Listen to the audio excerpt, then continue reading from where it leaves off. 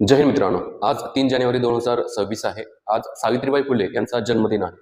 या व्हिडिओमध्ये आपण सावित्रीबाई फुले यांच्याविषयी सगळ्यात महत्त्वाच्या ज्या 10 ते 12 फॅक्ट्स आहेत, ज्या माहिती आपल्याला असणं गरजेचे आहेत इन्फॉर्मेशनच्या बाबतीमध्ये, तर ती माहिती आपण या ठिकाणी बघणार आहोत. बघा, वन बाय वन एकदम शॉर्ट्समध्ये ती माहिती बघू.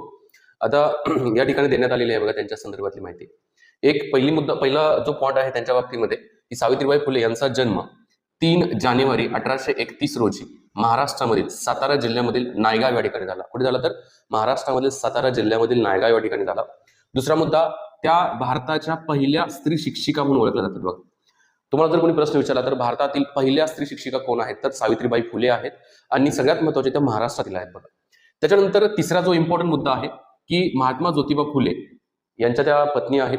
त्याचबरोबर महात्मा ज्योतिबा फुले आणि सावित्रीबाई फुले यांनी 1848 रोजी पुण्यातील भिडेवाडा या ठिकाणी, बुधवार पेठीमधील भिडेवाडा या ठिकाणी पहिली काय करण्यात आली होती तर मुलींसाठीची पहिली शाळा त्यांच्या माध्यमातून चालू केली होती आणि सावित्रीबाई फुले त्याच्या पहिल्या शिक्षिका होत्या. बघा, त्याच्यानंतर स्त्री शिक्षणाच्या प्रचारासाठी त्यांनी समाजातील तीव्र विरोध, अपमान आणि छळ सहन केलेला आहे.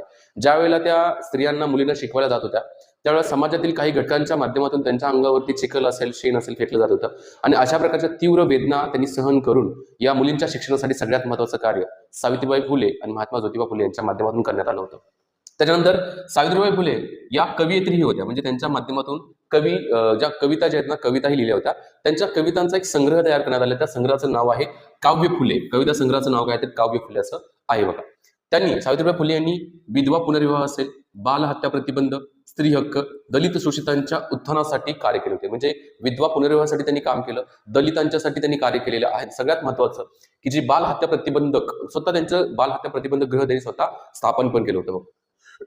त्याच्यानंतर अनाथ आणि विधवा महिलांच्यासाठी त्यांनी वेगवेगळ्या प्रकारची आश्रमगृहे सावित्रीबाई फुले आणि त्याचबरोबर महात्मा ज्योतिबा फुले यांच्या माध्यमातून स्थापन करण्यात आली होती.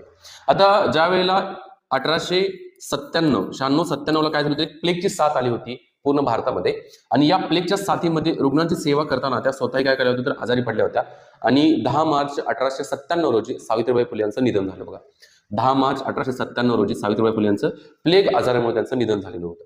आता सावित्रीबाई फुले यांना क्रांती ज्योती म्हणून पण ओळखले जाते आणि क्रांती ज्योती आणि भारतातील स्त्री शिक्षण चळवळीमध्ये त्यांचा खूप महत्वाचा वाटा होता आणि महाराष्ट्र सरकारच्या माध्यमातून 3 जानेवारी हा स्त्री शिक्षण दिन म्हणून काय केला साजरा केला जातो आणि पुणे विद्यापीठ जे आहे ते पुणे विद्यापीठचं नाव सावित्रीबाई फुले विद्यापीठ असंही करण्यात आलं. तर या सगळ्यात महत्वाच्या फॅक्ट, सगळ्यात महत्वाचे मुद्दे सावित्रीबाई फुले यांच्या बाबतीमध्ये आहे आणि त्यांच्या कार्याला माझ्याकडून खूप खूप असा सलाम.